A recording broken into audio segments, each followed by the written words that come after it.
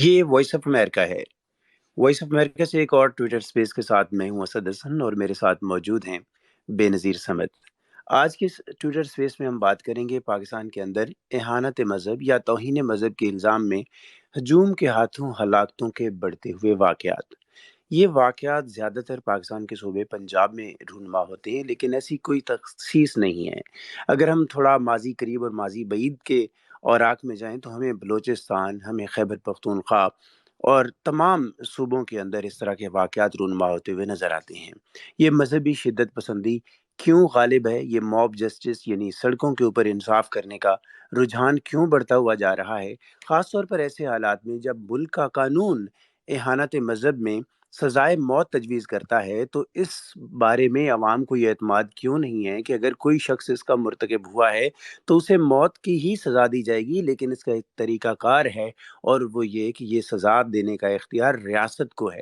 ایسے میں کیا کیا جائے جب یونیورسٹیز کے اندر مشال خان اسی طرح کے الزامات کی نظر ہو جاتے ہیں اور اپنی زندگی کی بازی ہار جاتے ہیں اور ان کو بری طرح انتہائی تشدد اور وحشت ناک انداز میں ہلاک کر دیا جاتا ہے؟ یہ وحشت، یہ بربریت، یہ کہاں سے آ رہی ہے؟ مذہب کے نام کے اوپر یہ جنون کب اور کیسے تھمے گا؟ لوگوں کو کیسے شعور آئے گا؟ اور اس کے لیے ریاست کیا منظم اور مربوط کوششیں کر رہی ہے؟ اس کے اوپر ہم آج بات کریں گے۔ ہمیں جوائن کر رہے ہیں آج کی اس ٹویٹر سپیس کے اندر، ہوپ فلی ہمارے ساتھ ہوں گے مولانا طاہر اشوی صاحب، پرائم منسٹر عمران خان ان کے اسپیشل معاون ہیں مذہبی امور کے اوپر اور مذہبی ہم آہنگی کے اوپر۔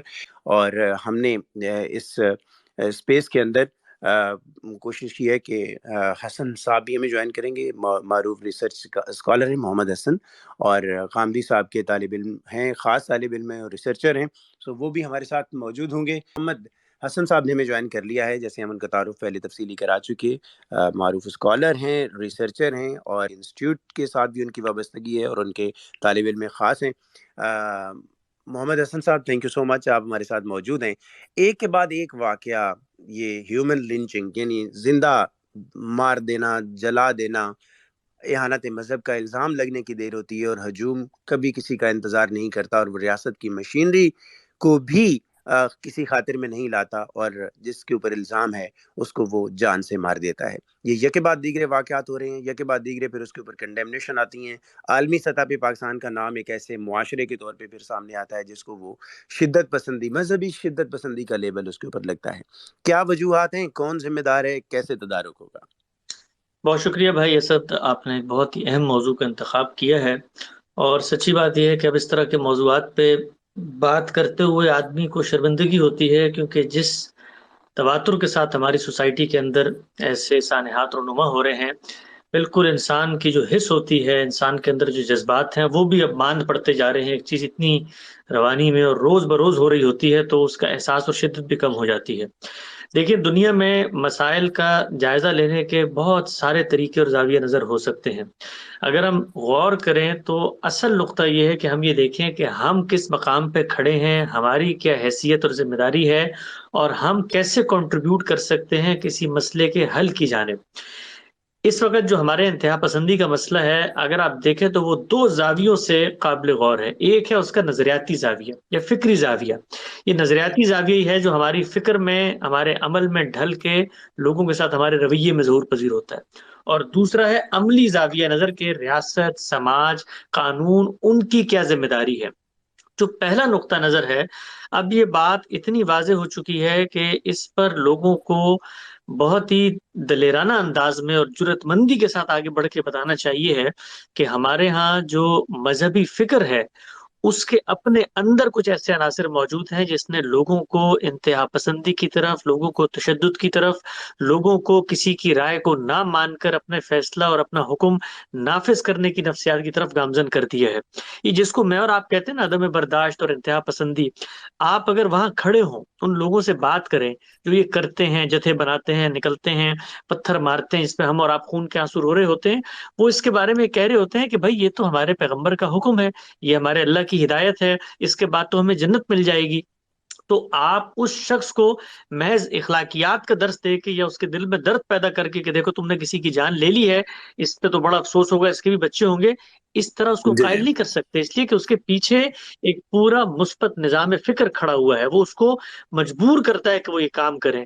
تو ہماری جو مذہبی فکر ہے، ہمارے علماء کے افکار ہیں، انہوں نے دین کے اندر اس بات کو گوارا کرنے کا ہی انکار کر دیا ہے کہ ان کی رائے سے اختلاف بھی ہو سکتا ہے، اور پورا دین جو ہے اس طرح ایک لحاظ سے آپ دیکھیے تو لوگوں کی تکفیر، لوگوں کو مذہب سے نکالنے کی نفسیات پیدا ہونی شروع ہو گئی ہے۔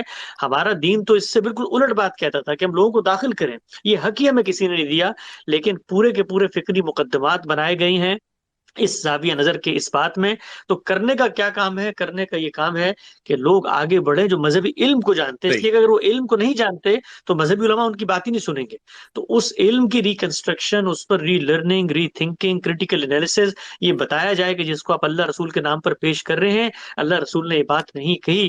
لوگوں کے اندر دین پر غور ایسے ہی کرنے کی روایت کا آغاز ہو جیسے ہم سائنس پہ کرتے ہیں، آزادانہ تبادلہ خیال ہو، تکفیر کی سوچ ختم ہو۔ اور میں آپ سے یہ بھی عرض کروں کہ یہ سوچ پچھلی چند صدیوں میں پیدا ہوئی ہے۔ ہماری امت کی جو ایک علمی روایت ہے، تابندہ، بڑی روشن، بڑی درخشاں اور بڑی ہی جاودہ علمی روایت تھی، اس میں لوگ اختلاف کرتے تھے۔ آپ دیکھیے کہ 4 فقہ ہمارے یہاں بنی ہیں، ان فقوں کے اندر بھی جو بڑے بڑے علماء ہیں ان سے لوگوں نے اختلاف کیا ہے۔ اس وقت جو فقہ حنفی آپ کو نظر آتی ہے مرتب صورت میں، اس فقہ حنفی کے بارے میں محقق علماء کا کہنا ہے، احناف کے، کہ یہ خود امام ابو حنیفہ کی 70-75% آراء کے برخلاف ہے، کوئی ایک ٹریڈیشن کے اندر بھی اختلاف ہوتا ہے۔ تو ہم صحیح اس وقت لوگوں کو جوڑیں اسی روایت سے، اور یہ کہیں لوگوں کو یہ درس دیں کہ یہ جو علمی معاملات میں علماء میں اختلاف ہوتا ہے وہ آپس میں شائستگی کے ساتھ ایک دوسرے تک پہنچائیں، کیونکہ جب وہ تکفیر کریں گے، وہ انتہا پسندی کی دعوت دیں گے، وہ لوگوں کو بشارتیں دیں گے، تو پھر کون سا وہ شخص ہے جو نہیں نکلے گا اور لوگوں کو پتھر مار کے جنت کا آسان رستہ نہیں اختیار کرے گا۔ ایک صحیح زاویہ یہ ہے، اور دوسرا زاویہ عملی زاویہ ہے۔ اس منافقت کو اب ہمیں ختم کرنا چاہیے۔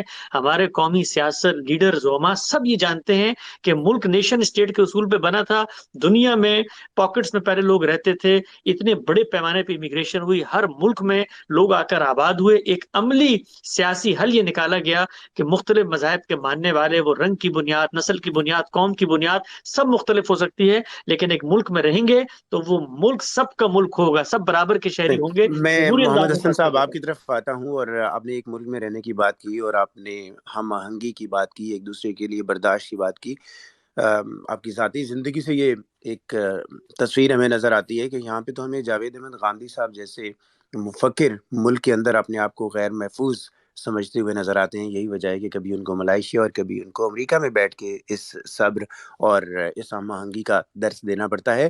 سو اس میں ریاست بنیادی طور پہ اس کو اتنا کمزور نہیں ہونا چاہیے، اور جب ہم اپنے ابتدائیے میں ذکر کیا ہے کہ جب جب ریاست نے یہ ذمہ داری لی ہے اور اس نے طاقت سے اپنے آپ کو منوایا ہے یا اپنی رٹ قائم کرنے کی کوشش کی ہے تو اس میں اس کو کامیابی ملی ہے۔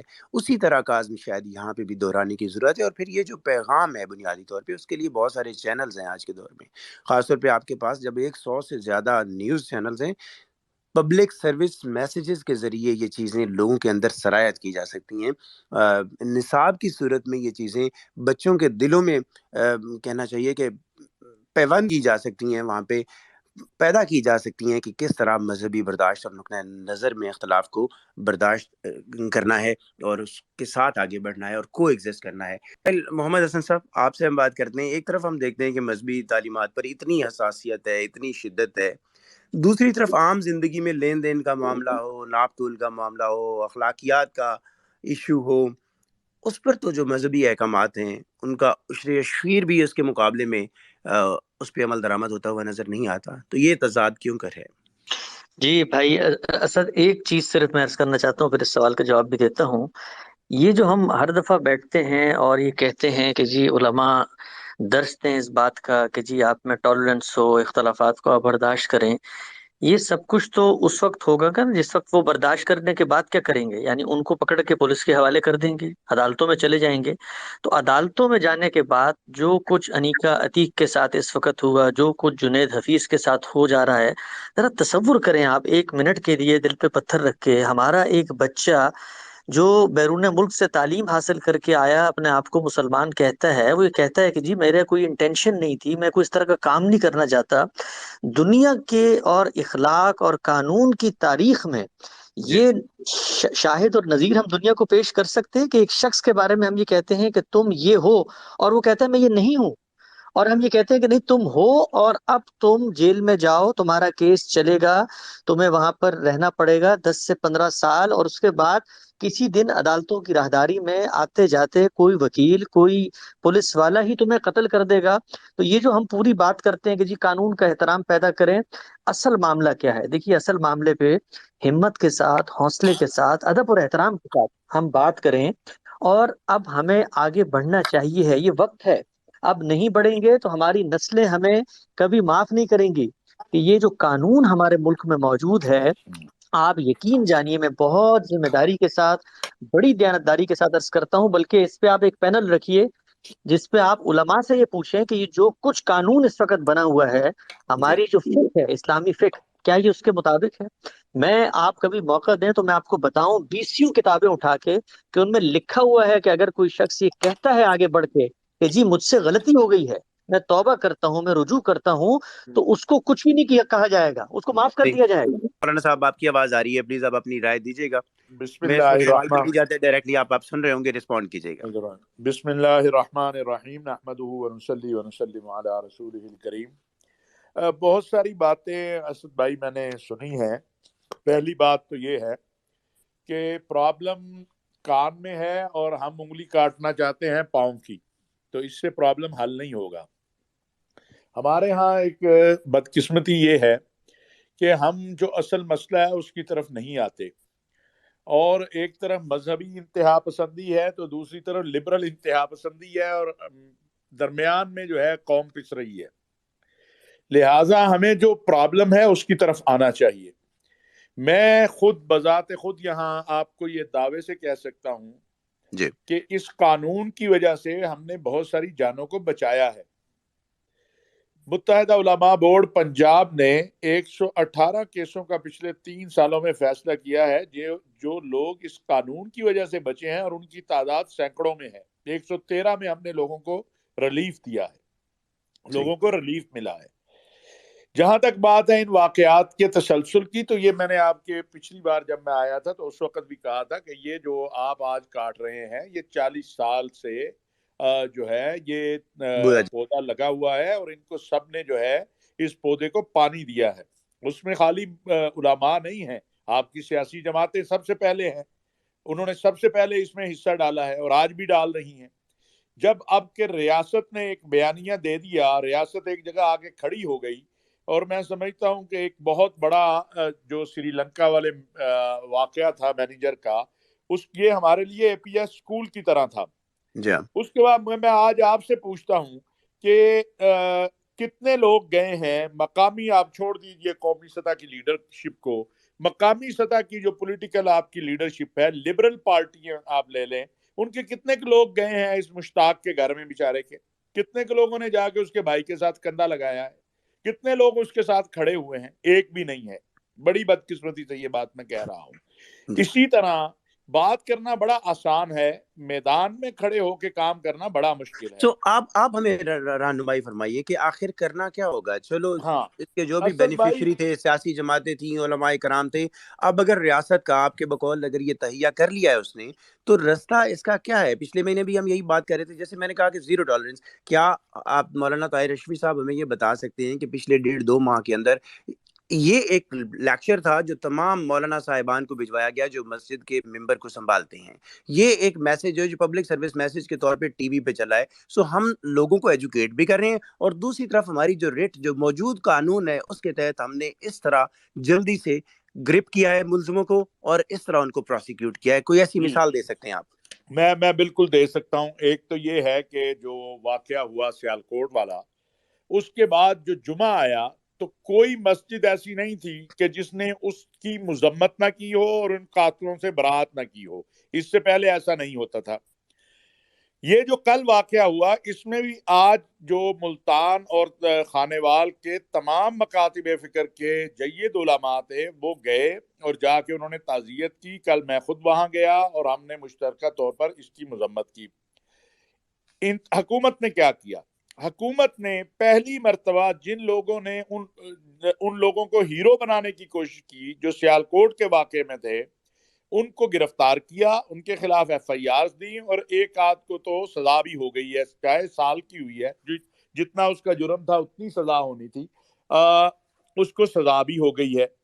اب یہ جو ہم لوگ ہیں نا, میں بڑی معافی کے ساتھ کہوں گا کہ ہم یہ سوچیں کہ ہم نے آگے کیسے جانا ہے, اور آگے جانے کا ایک ہی راستہ ہے کہ ہم سب یک زبان ہو کر ایک بات کریں کہ یہ وحشت اور دہشت جو ہے یہ قابل قبول نہیں ہے. ہمارا پرابلم یہ ہے کہ ہم اس قاتل اور مقتول اس سے باہر نکل کے قانون کے پیچھے پڑ جاتے ہیں. اسی قانون نے رمشا مسیح کو بچایا ہے, اسی قانون نے لاہور کے 50 لوگ میں آپ کو بتا سکتا ہوں یہ اس قانون کی وجہ سے بچے ہیں. میں نے 113 کیسوں کا متحدہ علماء بورڈ کا جو ہے بتایا. جب ہمارا ایک چھوٹا سا طبقہ جو جانتا ہی نہیں ہے اور جن کی فالوئنگ عوام میں تو بالکل نہیں ہے, لیکن وہ حملہ آور ہو جاتا ہے قانون ناموس رسالت کے اوپر, اور باہر بیٹھ کے باتیں کرنا بڑا آسان ہے, بڑا مولانا صاحب آسانی سے کیا جا ایک سکتا قطع کلامی کی معافی, ابھی تک اس اسپیس کے اندر اس قانون پہ وہ جتنا بھی متنازع ہو انٹرنیشنلی اس کو جیسے بھی دیکھا جا رہا ہو, اس پہ کسی ایک نے بات نہیں کی. ہم تو یہ کہہ رہے ہیں کہ جب قانون موجود ہے جس کے اوپر میری عرض لاکھ سن لیں, سوال ہو سکتے ہیں تو لوگ اس قانون کا ہی احترام کر لیں.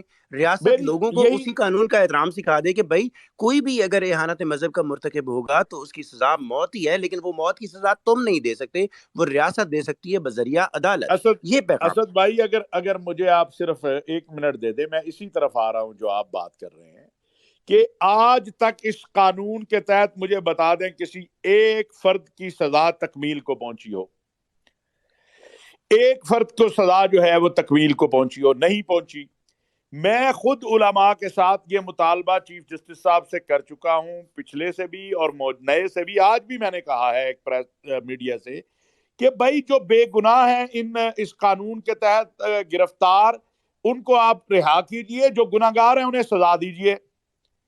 اب یہاں بیٹھ کے ہم فیصلہ نہیں کر سکتے کہ وہ جنید حفیظ نے کیا کیا اور فلانے نے کیا کیا, جب وہ رسول اللہ صلی اللہ علیہ وسلم کے بارے میں یا مقدسات کے بارے میں بکواس کرنے لگتے ہیں تو انہیں بھی خیال آنا چاہیے کہ یہاں اس کے نتیجے میں جو فساد آئے گا, جو یہاں پر قتل و قتال ہوگا, اس کا ذمہ دار کون ہوگا.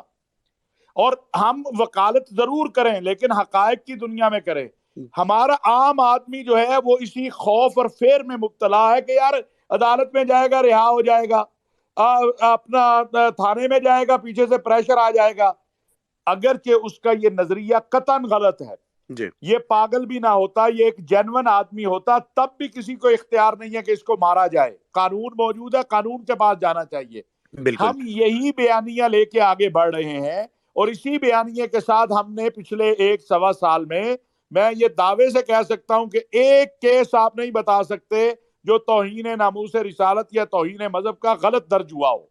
میں ذمہ داری سے یہ بات کہہ رہا ہوں کیونکہ میرا دفتر روزانہ دیکھتا ہے ان چیزوں کو. ہاں, میں یہ آپ کو کہہ سکتا ہوں کہ ضرور 100, 150, 200 کے قریب لوگ ایسے ہوں گے کہ جن پر اگر کسی نے الزام لگایا ہے یا جن کے بارے میں اشتباہ پیدا ہوا ہے یا جن کے بارے میں شک پیدا ہوا ہے, وہاں جا کے آپس میں بیٹھ کے ان مسائل کو حل کیا گیا ہے.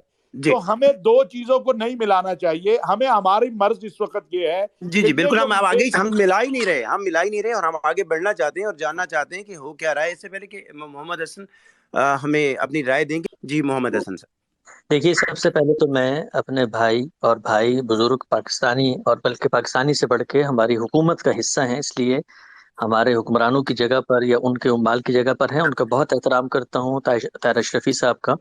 اور نہ صرف یہ کہ احترام کرتا ہوں بلکہ میں حوصلہ مندی کی علامت سمجھتا ہوں ان کو, بالخصوص اس وقت جس وقت سلمان تاثیر صاحب کے ساتھ ایک معاملہ ہوا اور پاکستان میں کوئی دوسرا آدمی نہیں تھا. یہ حقیقت ہے, سچی بات ہے.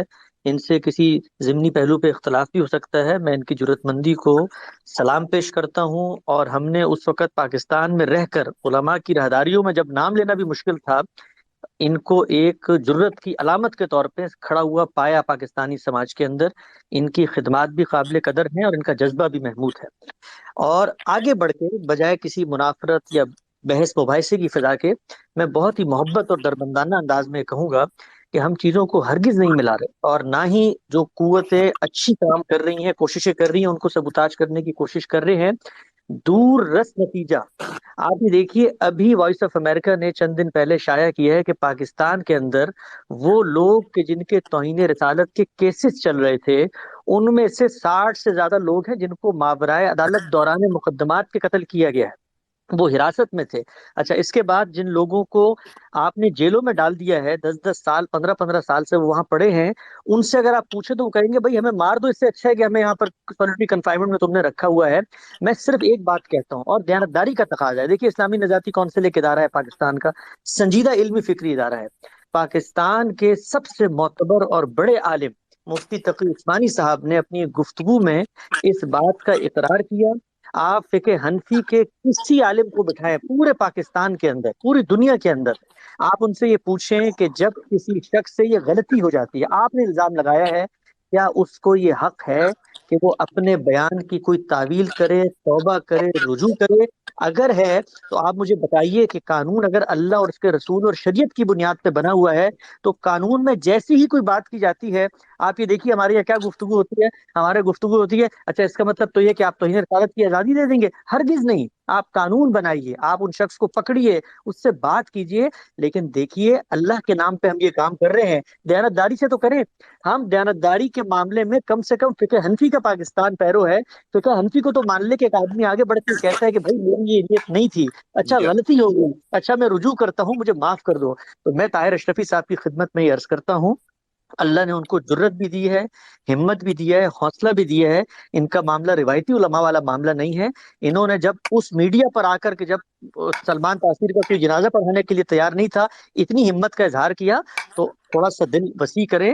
باقی لوگوں کو کتنے لوگ فالو کرتے ہیں، کتنے نہیں فالو کرتے، اگر اسی کو بنیاد بنانا ہے تو پھر یہ موب جسٹس اسی کو بنیاد بناتا ہے کہ جی بھئی اتنے لوگ نکل آئے ہیں، اب ہم سب مل کے اس سے مارتے ہاں جی اس کی کوئی اہمیت نہیں کہ کس کے کتنے فالوور ہیں، مجھے بات یہ ہے۔ اسد جی بھائی جی مولانا صاحب، جواب تو نہیں دینا، لیکن 1 منٹ مجھے عرض کرنی ہے، اور یہ وہی بحث چلی گئی جس طرف میں آپ کو عرض کر رہا ہوں۔ کیونکہ ہمارے پاس دلیل نہیں ہوتی، ہمارے پاس حالات کے صحیح ادراک نہیں ہوتا، اور ہم اس قانون کے پیچھے بھاگنا شروع ہو جاتے ہیں۔ اور بھئی خدا کے بندو، قانون کا معاملہ بات کا ہے، اگر اس قانون کے بارے میں عمل اس پر ہو رہا ہوتا، اس قانون کے راہ میں رکاوٹیں کھڑی نہ کی گئی ہوتی، تو آج حالات بڑے مختلف ہوتے۔ پہلی بات۔ دوسری بات یہ ہے کہ میں جس چیز کا حوالہ آپ کو دے رہا ہوں کہ 113 کیسز ایسے ہیں جن کے اندر پنجاب متحدہ علماء بورڈ نے لوگوں کو ریلیف دیا ہے۔ تو میں اپنے بھائی سے یہ بات کہنا چاہتا ہوں کہ وہ ریلیف جو ہے وہ علماء نے ہی دیا ہے نا، وہ کسی شریعت کے ضابطے کے تحت ہی دیا ہے نا، وہ کسی قانون کے ضابطے کے تحت ہی دیا ہے نا۔ اب میں آپ سے اگر یہ کہہ رہا ہوں کہ پچھلے 1 سال میں تقریباً 14 ماہ میں کوئی ایک FIR ایسی نہیں جس پر کہا جائے کہ یہ غلط درج ہوئی ہے، تو یہ بہتری آئی ہے نا، یہ بہتری آ رہی ہے۔ مسئلہ یہ ہے کہ آپ قانون کو خدا کا واسطہ ایک طرف رکھ دیجئے، آپ یہ جو معاملہ اب ہو رہا ہے، جو سیالکوٹ میں ہوا یا خانیوال میں ہوا، اور جس پر ایک پہلی مرتبہ کنسنسس ہو گیا کہ ہم نے یہ کام نہیں ہونے دینا، ہم اس کو لے کے آگے بڑھے، بجائے اس کے کہ ہم ایک ایسا نہیں متنازع ہم اسی معاملہ پہ بات شروع کر کر رہے ہیں دیں۔ مولانا صاحب، اسی پہ بات کر رہے ہیں، اسی لیے ہم آپ سے پوچھ رہے ہیں کہ جو زیرو ٹالرنس کا میسج آپ کی طرف سے یا پرائم منسٹر کی طرف سے آتا ہے، عملی طور پہ اس کے لیے کیا کیا جاتا ہے؟ 1 منٹ آپ مجھے دیجیے۔ ایک سوال لے لیں جو میں مولانا صاحب جی سے کروں گی، اس کے بعد کوئکلی آپ بے شک اپنا سپیکر میرے سے لے کے کسی اور کو دے جی دیجئے تاکہ کوئکلی کوئی اور بھی سوال کرنا چاہے، یہاں پر کئی لوگ بیٹھے ہیں۔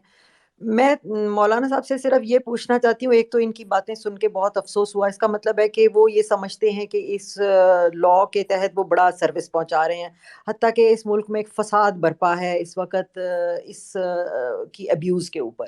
میں صرف یہ پوچھنا چاہتی ہوں کہ پوری دنیا میں اس وقت جتنے 52 ممالک ہیں، کسی اور اسلامی ملک میں بھی اس قسم کا کوئی قانون نافذ ہے؟ اور کیا وہاں پر بھی اسی طرح، کیونکہ وہ بھی ہمارے سے بہتر مسلمان ہو سکتے ہیں، کمتر نہیں ہوں گے، تو جتنے بھی دنیا میں اسلامی ممالک ہے، کیا وہاں پر بھی یہ، جہاں پر بے شمار کرسچن اور دوسرے مذاہب کے لوگ رہتے ہیں، کیا ان کو بھی پروٹیکشن کے لیے اس قسم کے کسی قانون کی ضرورت ہے جس کے تحت بقول آپ کے آپ لوگوں کو بچا رہے ہیں؟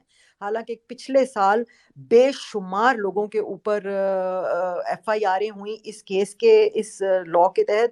اور آخری بات میں یہ کہنا چاہتی ہوں کہ طاہر اشرفی صاحب نے کہا ہے کہ کوئی بھی کیس اپنے حتمی اور منطقی انجام کو نہیں پہنچا، یعنی کہ کسی کو پھانسی پہ نہیں لٹکایا گیا، لیکن 10 اور 15 سال جن کی زندگیوں کے کال کوٹھڑیوں میں نکل گئے، مولانا طاہر اشرفی صاحب اس کو کوئی سزا نہیں سمجھتے، اس کو ایک میرا خیال ہے وقت پوری زندگی گزاری چلی گئی. سمجھتے ہوں گے. بالکل ان بالکل کی بہت پوری درست. زندگی چلی گئی سمیت آسیہ کے، اور جو سپریم کورٹ سے بریت ہوئی اس سے پہلے وہ 15 سال اور 10 سال کال کوٹھڑیوں میں اپنے آپ کی اپنی جوانیاں خاک کرتے رہے، اپنے خاندان والوں کو خون کے آنسو رلاتے رہے. وہ کوئی نقصان نہیں ہے بقول ان کے، وہ کوئی منطقی انجام نہیں ہے.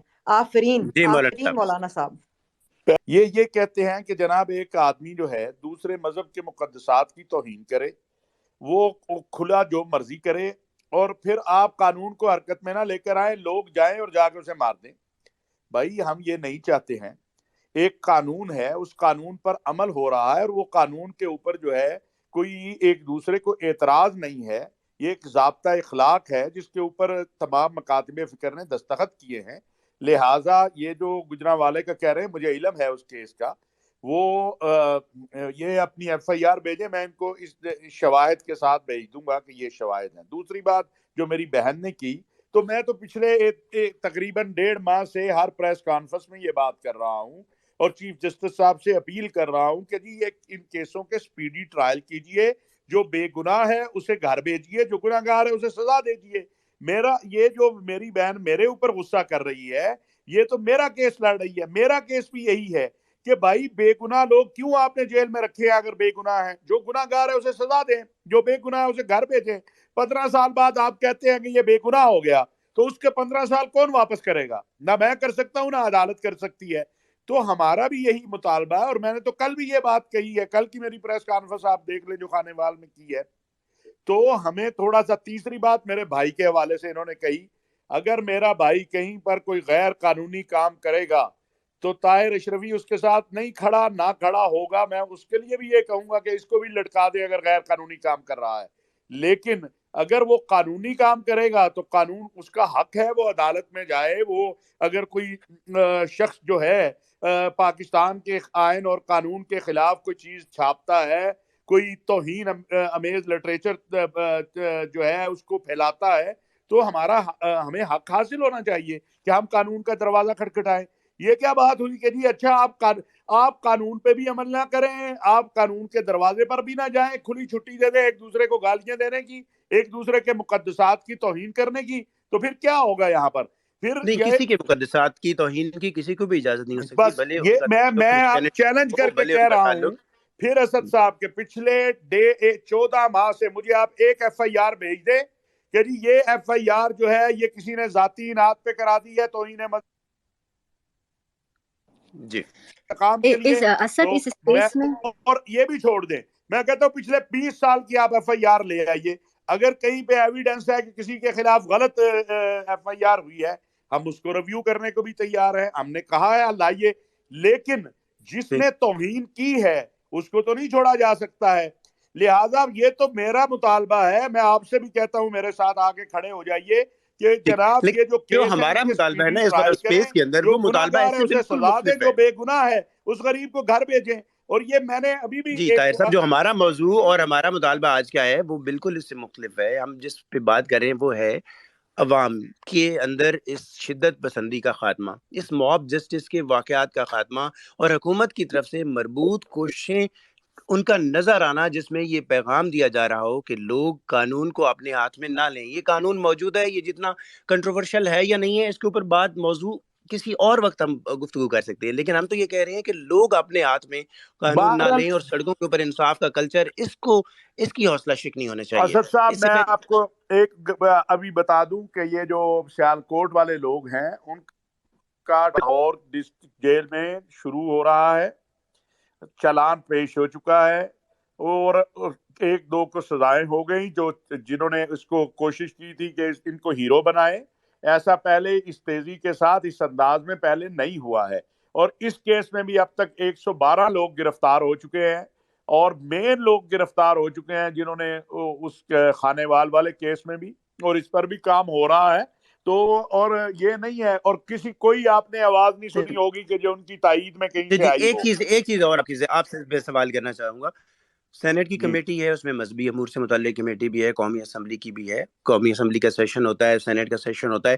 کبھی کوئی پراپر ریکمنڈیشن سفارشات گئی ہیں اس پریسٹیجیس سب سے بڑے فورم سے کہ یہ ایکشنز لیے جائیں جس سے حوصلہ شکنی ہو؟ اپوزیشن شہباز شریف ان کا سٹیٹمنٹ تھا، وہ یہ کہتے ہیں کہ اس کے اوپر ایک پبلک ڈیبیٹ ہونی چاہیے. بظاہر یہ ایک اچھی گفتگو ہے کہ معاملہ پبلک لیول پہ ڈسکس تو ہو، لوگ ایک دوسرے سے بات تو کریں کہ یار جتنا بھی کوئی ایکشن کسی نے لے لیا ہے وہ جتنا بھی قابل اعتراض ہے، لیکن معاملہ پولیس کورٹ کچہری اس کو تعین کرے گی، ریاست اس سزا پہ عمل درآمد کرے گی، آپ نہیں کر سکتے. تو یہ ایک جملہ لوگوں کے ذہنوں میں راسخ کرنے کے لیے کیا کرنا چاہیے اور اس ریفرنس میں کیا کیا گیا ہے؟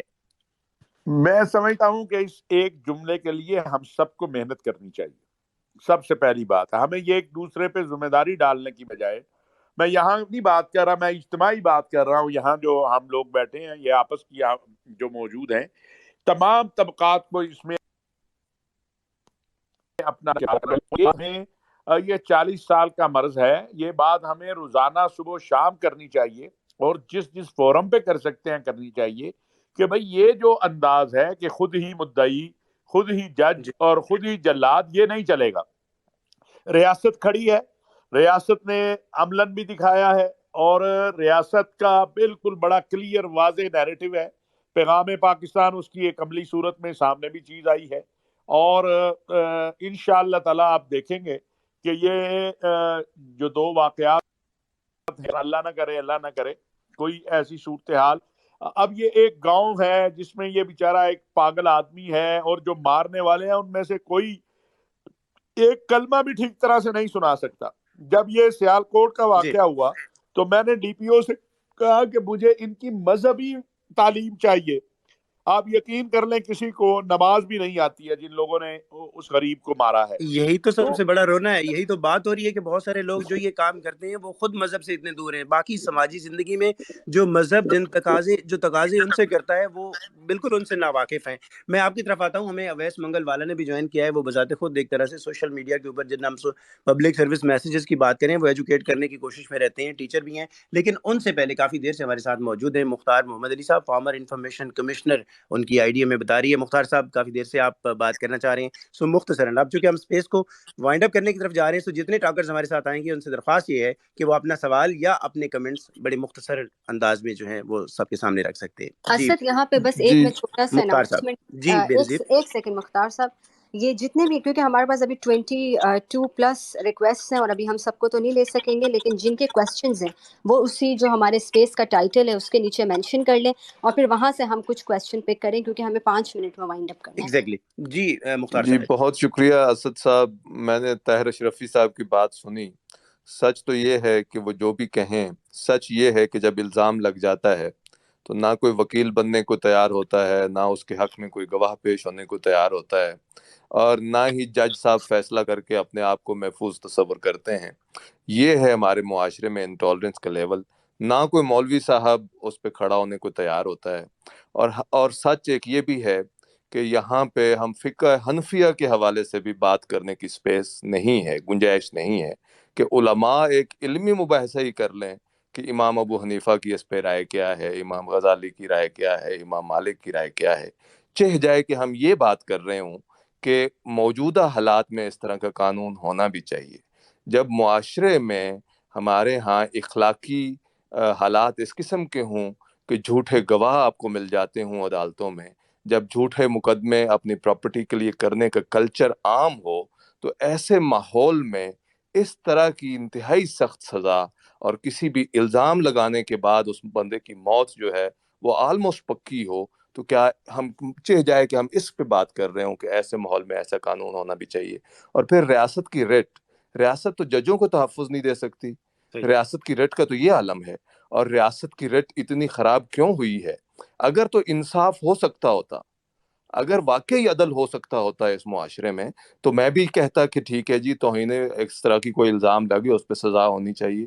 لیکن کیسے ایک غریب آدمی پہ آپ الزام لگا دیں، اس کا وکیل بننے کو تیار کوئی نہ ہو، اس کے حق میں گواہ پیش ہونے کو تیار نہ ہو، جج محفوظ نہ ہو، اشرفی صاحب نے کہا جج فیصلے نہیں کرتے، وہ جج اپنی جان بچانے کے لیے فیصلے نہیں کرتے، یہ وہ فیصلے ہیں جن کو ویسے بھی ہمارے ہاں تاخیر کا شکار ہوتے ہیں اس طرح کے فیصلے، لیکن جب اس طرح کا الزام ہو تو کوئی فیصلہ کرنے کو تیار نہیں ہوتا۔ وہ آسیہ بی بی کو بھی سپریم کورٹ سے فیصلہ ہوا اور نیچے چونکہ ہر کوئی اپنی جان بچا رہا تھا۔ تو یہ ہمارے تلخ حقائق ہیں بدقسمتی سے ہم، اور اگر طاہر اشرفی صاحب کے جیسے لوگ علماء اگر اس موضوع پہ بات نہیں، چونکہ اس کی نزاکت اتنی ہے، اس کی حساسیت اتنی ہے کہ عام آدمی تو بندہ بات کرے گا تو وہ اپنی زندگی میں خطرے میں ڈال رہا ہوتا ہے۔ اگر علماء آگے نہیں بڑھیں گے، وہ جرأت کا مظاہرہ نہیں کریں گے، وہ اسلامی جو اس حوالے سے جورسپروڈنس ہے، جو فقہ ہے، اس کے اندر ہی کم از کم کھل کے بات کر لیں۔ چلو لبرل تو ایک ڈفرینٹ پرسپیکٹو سے آئے گا، لیکن ہم تو اس حوالے سے بھی ایک اچھی گفتگو یہاں پہ نہیں سن پا رہے بدقسمتی جی سے۔ بہت محمد، شکریہ۔ تھینک یو سو مچ مختار صاحب، آپ نے اپنی رائے دی۔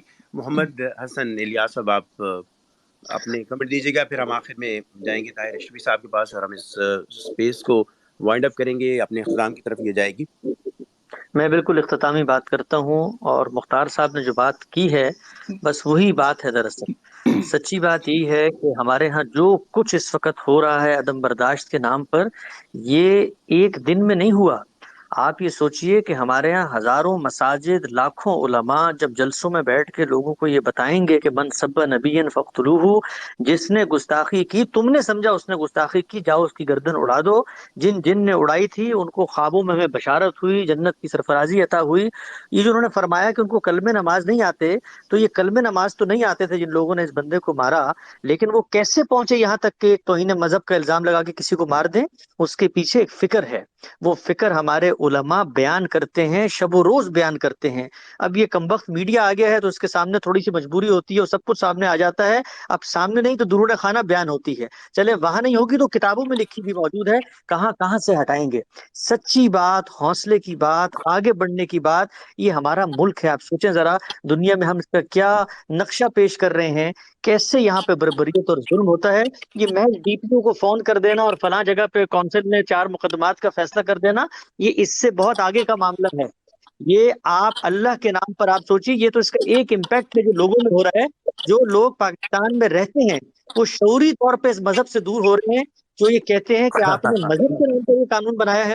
تو میں اختتامی 3 تجاویز دیتا ہوں۔ پہلی تجویز یہ ہے کہ ملک کے اندر ایک قانون پاس ہونا چاہیے ہے جس میں تکفیر کے اوپر پابندی لگنی چاہیے۔ کوئی شخص کسی کی تکفیر نہیں کر سکتا، اگر کسی نے تکفیر کی ہے تو وہ کسی کونسل میں جائے گا، وہاں گفتگو ہوگی، تکفیر آؤٹ لا قرار دینی چاہیے، پہلی بات۔ دوسری بات یہ ہے کہ قانون موجود ہے، علماء کو بٹھائیں، علماء اس قانون کی اس حیثیت کو بھی کہ عدالتوں میں جائے گا، دل سے سچی بات ہے تسلیم نہیں کرتے۔ اگر وہ کرتے ہوتے تو وہ ان لوگوں کو گلے نہ لگاتے، ممتاز قادری کا جنازہ نہ پڑھتے، سلمان تحسین کی جنازے سے نہ بھاگتے، نہیں تسلیم کرتے، وہ اس سے قطع بھی کلامی کی معافی، آگے۔ اس عدالت کے جو چیف جسٹس تھے وہ اسی مقدمے کی جب وہ سنوائی کر رہے تھے، اور جب وہ ریٹائر ہوتے ہیں تو وہ اس کیس کے وکیل ہو جاتے ہیں۔ یہ دیکھیے آپ، یہ حقیقت ہے، یہ تلخ حقائق ہے ہماری دنیا کے۔ تو میں آخری بات یہ کرتا ہوں، بالکل سچی بات، دیانتداری کی بات، حوصلہ مندی کی بات، میں یہ عرض کرتا ہوں کہ اس وقت ہمیں آگے بڑھنا چاہیے، خاص کر یہ خرد افروز طبقہ، ہمارے اہل صحافت، ہمارے دانشور علماء بھی ہمت کریں۔ یہ دین کی بقا کا مسئلہ ہے، یہ 2 کیسوں کا مسئلہ نہیں ہے۔ ہم نے اللہ اور اس کے رسول کے نام پر ایک چیز بنا کر اپنے ملک میں نافذ کی ہے، جس کے لیے بندے کا یہ حق ہی نہیں تسلیم کرتے کہ آپ اس کو کب مقدمہ چلے۔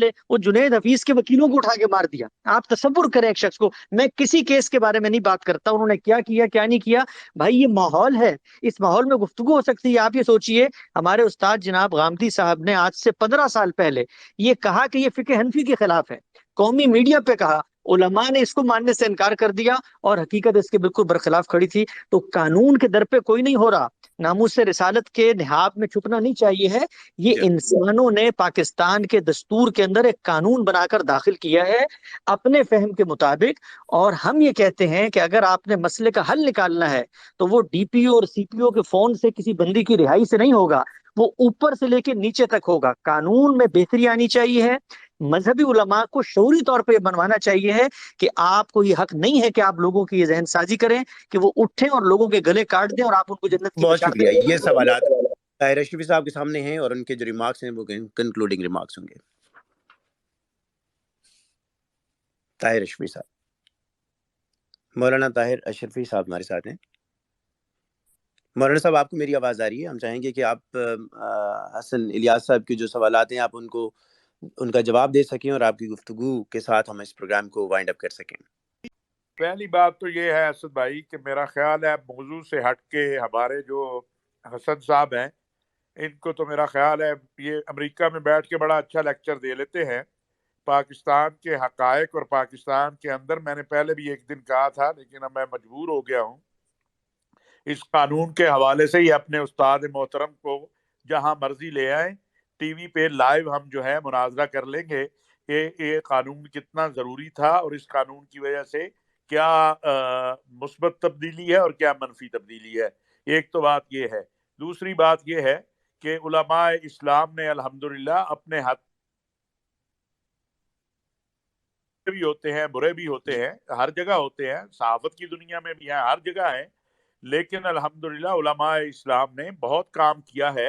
اور میں تو اس بات پہ یقین رکھتا ہوں کہ آپ کسی ایک جان کو بچا لیں تو قرآن کہتا ہے آپ نے پوری انسانیت کو بچایا۔ اگر حسن صاحب وہاں امریکہ میں بیٹھ کے ان کو یہ بات اچھی نہیں لگ رہی کہ پاکستان کے اندر اگر جو ہے توہین کا الزام لگنے والے لوگ جو ہیں علماء کی تحقیق اور علماء کے تعاون سے وہ اپنے گھروں کو چلے گئے ہیں تو اس کا علاج تو میرے پاس نہیں ہے۔ میں تو یہی کروں گا کہ جو مظلوم ہے اس کے ساتھ کھڑا ہوں اور جو ظالم ہے اس کو ظالم کہوں، لیکن میں یہ نہیں کر سکتا ہوں کہ میں ظالم کو ظالم کہنے کی یہ سیال کوٹ میں علماء ہی تھے نا جنہوں نے متفقہ طور پہ آگے اس کی مذمت کی ہے، کل خانے وال میں کی ہے۔ ایک تبدیلی جو ہے ایک یہی وجہ ہے کہ جب زمینی حقائق سے بالکل جو ہے لا علم لوگ جو ہیں وہ بات کوئی ہو اور آپ ان کی نظر توہین ناموس رسالت کے قانون پہ جاتی ہے۔ ہمیں پتہ ہے بعض لوگوں کی مجبوری ہے اس قانون کے خلاف بات کرنا، کیونکہ اس ورگر شہباز بچایا ہے۔ آئندہ بھی اس قانون ہاں اگر کہیں اس کا غلط استعمال ہوتا ہے اس کو روکنا چاہیے، اس کے لیے بالکل زیرو ٹالرنس ہونی چاہیے۔ اور یہ جو ہے کہ لوگ ہاتھ میں قانون کو لیں اور فیصلہ کر دیں، اس کے نہ تائید کی جا سکتی ہے نہ تائید کی جانی چاہیے۔ ہمیں اس موضوع کو خراب نہیں کرنا چاہیے، اس کنسنسس کو جو جانے والے ہیں کسی مذہب مسلک کے نمائندہ نہیں ہیں، سزائیں ہونی چاہیے۔ جب ہم اس کو چھوڑ کے ہم وہ خانے وال کے بیچارے ایک پاگل کے قتل کی بات کو چھوڑ کے ہم قانون کے پیچھے بھاگ پڑتے ہیں تو نقصان اسی کا ہوتا ہے۔ وہ قوتیں اسی سے مضبوط ہوتی ہیں کہ دیکھیں ان کا اصل ٹارگٹ تو قانون توہین ناموس رسالت ہے، ان کا ٹارگٹ یہ نہیں ہے کہ قاتل کو سزا ملے، اور اس قانون کے تحت جو مجرم ہے انہیں سزا ہو، جو بے گناہ ہے وہ گھر جائے، اس میں کون سی کوئی دوسری بات ہے، دوسری رائے ہے۔ جی اور مولانا صاحب بہت جن شکریہ آپ کا۔ لوگوں نے صرف یہ ایک قانون بنایا تھا ایک 100 غامدی صاحب پیدا ہو جائے ان کے علم کے قریب نہیں جا سکتے ہیں۔ یہ بہت اس وقت کے اکابر علماء تھے جنہوں نے یہ قانون بنایا، اور اب بھی میں کہتا ہوں کہ غامدی صاحب جب مرضی جس چینل کا انتخاب کریں اس پہ ہم مناظرے کے لیے تیار ہیں کہ یہ قانون قرآن و سنت کے مطابق ہے، پاکستان کے زمینی حقائق کے مطابق ہے۔ اور ابھی ایک ہفتہ پہلے سعودی عرب میں ایک شخص نے نبوت کا دعویٰ کیا، اسے سعودی پولیس نے گرفتار کیا، اس کا ٹرائل ہو رہا ہے۔ امارات میں، مصر میں، ہر جگہ ہوتا ہے۔ صرف پاکستان میں اس قانون سے کچھ ایک چھوٹے سے طبقے کو وہ اصل بات نہیں کرتا، وہ یہ نہیں کرتا کہ اس مظلوم کے گھر میں سے کوئی گیا ہوتا اور اس مظلوم کے گھر جا کے کوئی اس کے والدین کو آسرا دیا ہوتا۔ ان کا آخر میں نے آپ سے شروع میں کہا تھا کہ آپ یہ قتل پہ بات کریں، لیکن میں نے پوری گفتگو میں مجھے افسوس ہوا کہ ان سب کا ایک ہی نقطہ نظر ہے، اور وہ نقطہ نظر یہ ہے کہ جی کس طریقے سے اس جی، قانون کے اوپر لیکن ہم میں نے جو نمود ماریں حسن صاحب کو سنا ہے وہ تو یہ درخواست کر رہے تھے کہ تکفیر کی نفی کے لیے نیا قانون بنائیں، وہ یہ تو نہیں کہہ رہے کہ اس قانون کو آپ جو پہلے موجود ہے اس کو رول آؤٹ کر پوری دیں۔ ان کی گفتگو کا خلاصہ یہ ہے کہ جی علماء بہت برے ہیں، جناب ریاست کو یہ ہو گیا، یہ قانون ان کے بزرگوں کو میں کئی بار ٹی وی پہ چیلنج کر چکا ہوں کہ وہ آ جائیں آگے اس پہ بحث کر لیں۔ ابھی پچھلے دنوں بھی میں نے انہیں ایک ٹی وی چینل کے اوپر جو ہے میں نے یہی بات کہی محمد مالک صاحب کے پروگرام میں، خدا کے لیے جو کام جس طرح کا ہے اس کو اس ڈائریکشن میں جانے دیں۔ آپ 100 نہیں 150 لوگ ہیں جو کہتے ہیں اس قانون کو ختم کریں یا اس قانون کے خلاف بات کرتے ہیں، یہی نتیجہ ہوتا ہے جب آپ اس قانون کے خلاف بات کرتے ہیں، وہ سمجھتے ہیں کہ یہ اوپر سے مسلط ہونے آ رہے ہیں، تو اس کے نتیجے میں ایک خوف پیدا ہوتا ہے کہ یار کہیں ایسا نہ ہو ہمارا جو اسمبلی یا کسی جگہ پہ اس قانون کے خلاف کوئی ایسا کام ہو جائے۔ اس خوف کو ختم کر دیجئے، آپ کہیے کہ جی جو مجرم ہے اسے سزا دیں، جو بے گناہ ہے اسے چھوڑ دیں، اس کے لیے آپ محمد تیار حسن نہیں صاحب، ہیں۔ آپ سے چونکہ براہ راست مخاطب تھے طاہر رشفی صاحب، تو آپ رسپونڈ کر سکتے ہیں۔ آخری بات عرض کرتا ہوں جی، قانون کے خلاف کوئی نہیں ہے، قانون میں ایسی ترمیم کی بات کی جا رہی ہے جو اسلامی فقہ کے مطابق ہے، جس پر ہمارے فقہائے احناف کا اتفاق ہے، وہ توبہ کی گنجائش مانتے ہیں، اس قانون میں نہیں ہے۔ اس کو کرنے سے جو کاوشیں طاہر شفیع صاحب کر رہے ہیں اس کو فائدہ پہنچے گا، لوگوں کو حوصلہ ملے گا، ججوں کو بھی حوصلہ ملے گا، قانون کی سطح پر بھی حوصلہ ملے گا، اس ماحول کی حوصلہ شکنی ہوگی۔ یہ پہلی بات ہے۔ دوسری بات یہ ہے کہ ہم پاکستانی ہیں، آپس میں بھائی ہیں، اس ملک کی بہتری چاہتے ہیں۔ یہ مفارقت کی جو فضا ہے نا کہ جی فلاں کو بلا لیں مناظرے میں اور فلاں کو ہم ثابت کر دیں گے اور یہ فلاں کی نفاق مجبوری ہے، نہیں ہے، میری بات تو پوری ہونے دیں آپ کا قبلہ۔ ہمیشہ آپ اور آپ کے استاد محترم کا کام 100 لوگ آپ پاکستان میں جمع نہیں کر سکتے، 100 آپ اللہ کے فالوور نہیں ہے پاکستان میں۔ الحمدللہ آپ کے استاد محترم یہاں سے بھاگے کیوں تھے؟ کیا کیس الحمدللہ تھا؟ یہ تو میں مولانا پھر صاحب، بتاؤں، یہ مذہب تو کے نام پر تو آپ جیسے لوگوں کی وجہ سے اس ملک میں فیر اور خوف ہے۔ جیسے لوگوں نے مذہب کو ٹول بنا کے اپنے مقاصد کے لیے اس قوم کو تباہ کیا ہے۔ اب میں جی بتاؤں آپ کا استاد کیوں بھاگا تھا یہاں پاکستان سے، کس وجہ سے بھاگا تھا؟ جی اب فرمائیے۔ مجھے مجبور آپ کر رہے ہیں کہ میں اس طرف آؤں۔ آپ نے پہلے بھی بہت سخت گفتگو کی اور میں نے کوشش کی کہ اس سخت گفتگو کو جو ہے کسی طریقے سے جو ہے برداشت کرے۔ آپ کی روٹی روزی اس پہ لگی ہوئی ہے کہ آپ مسلمانوں اگر کے جو متفقہ مسائل ہیں ان کے خلاف آپ جو ہے مولانا طاہر رشفی صاحب آپ ہمارے پروگرام میں شریک ہوئے، محمد حسن الیاس صاحب آپ ہمارے ساتھ موجود تھے، اور باقی تمام سپیکرز جنہوں نے شرکت کی، جن کو موقع ملا ان کا بھی بہت شکریہ، جن کو موقع نہیں مل سکا ان سے معذرت۔